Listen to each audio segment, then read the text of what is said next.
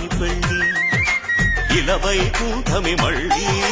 సంప్రదాయమే సౌందర్యంగా సాగుతున్న పెళ్లి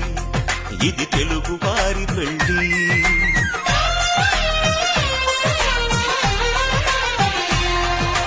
తెలుగువారి పెళ్లి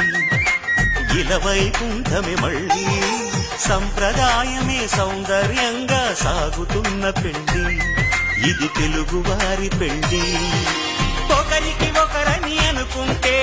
అదే నిశ్చితార్థం ఆ నిర్ణయానికి తలవంచడమే పెళ్లి అంతరార్థం శతమానం భవతి అంటుంది శ్రావణ మాసం శ్రావణ మాసం శ్రావణ మాసం తెలుగువారి పెళ్లి ఇలవైకుంఠమి మళ్ళీ